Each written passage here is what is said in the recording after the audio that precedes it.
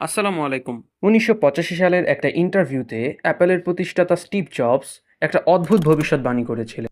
তিনি বলেছিলেন, এমন একটা দিন আসবে যখন মানুষ চাইলে মহাজ্ঞানী অ্যারিস্টটলকে জীবন্ত মানুষের মতো প্রশ্ন করতে পারবে, আর সেও তার নিজস্ব ভঙ্গিতে উত্তর দেবে। তখন মানুষের কাছে বিষয়টা সায়েন্স ফিকশন বা পাগলামি মনে হলেও আজ ২০২৬ সালে এসে চ্যাট জিপিটির কল্যাণে ঠিক এই জিনিসটাই কিন্তু বাস্তব।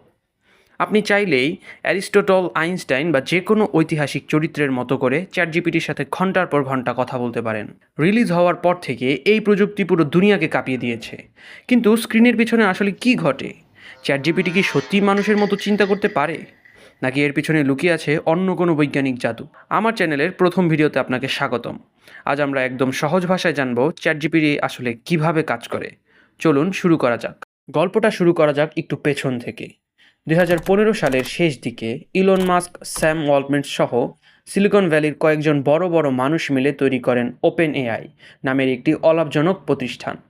উদ্দেশ্য ছিল এমন এক কৃত্রিম বুদ্ধিমত্তা তৈরি করা যা মানুষের কল্যাণে কাজ করবে। এরপর অনেক গবেষণার পর ২০২২ সালের নভেম্বর মাসে তারা দুনিয়ার সামনে নিয়ে আসে চ্যাট জিপিটি।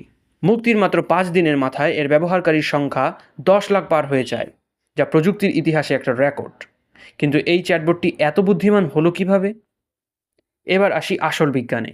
চ্যাটজিপিটি মূলত একটা লার্জ ল্যাঙ্গুয়েজ মডেল বা সংক্ষেপে এলএলএম। এটাকে সহজভাবে বুঝতে হলে একটা উদাহরণ দেওয়া যাক। ধরুন, আপনি একটা ছোট্ট বাচ্চাকে কথা বলা শেখাচ্ছেন। তাকে আপনি হাজার হাজার বই পড়ালেন, মানুষের কথা শোনালেন। চ্যাটজিপিটির ক্ষেত্রেও ঠিক এই জিনিসটাই করা হয়েছে।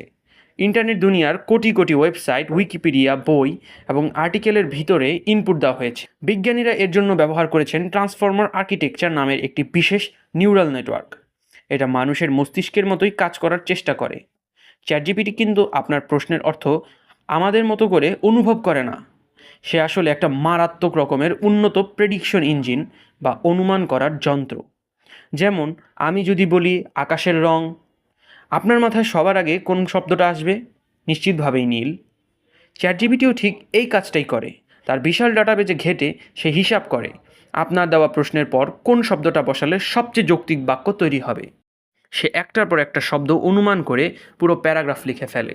আর একে নিখুঁত করার জন্য ওপেন এআইয়ের বিজ্ঞানীরা ব্যবহার করেছেন আরএলএইচএফ বা মানুষের দেওয়া ফিডব্যাক।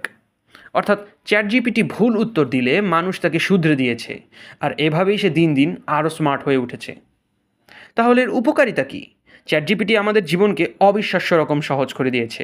একজন স্টুডেন্ট কঠিন কোনো বিজ্ঞানের থিওরি এর কাছ থেকে পানির মতো সহজ করে বুঝে নিতে পারে। একজন প্রোগ্রামার তার কোডের ভুল মাত্র ১ সেকেন্ডে শুধরে নিতে পারে।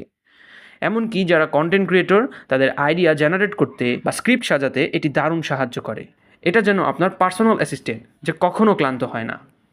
কিন্তু মুদ্রার যেমন অপিঠ থাকে, চ্যাটজিপিটিরও কিছু অন্ধকার দিক বা অপকারিতা আছে। প্রথম বড় সমস্যা হলো এটি মাঝে মাঝে খুব আত্মবিশ্বাসের সাথে ভুল তথ্য দেয়।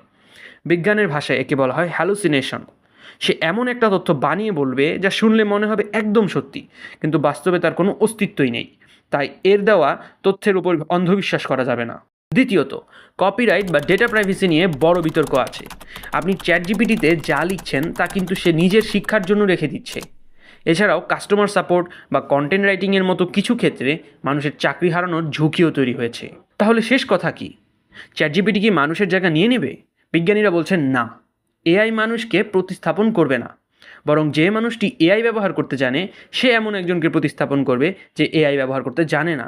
চ্যাটজিপিটি কোনো জাদুর কাঠি নয়, এটি মানুষেরই তৈরি একটি অসাধারণ হাতিয়ার। ভিডিওটি শেষ করার আগে আপনার কাছে একটি প্রশ্ন: আপনি কি আপনার দৈনন্দিন কাজে চ্যাটজিপিটি ব্যবহার করেন, নাকি মনে করেন এটি মানুষের অলসতা বাড়িয়ে দিচ্ছে?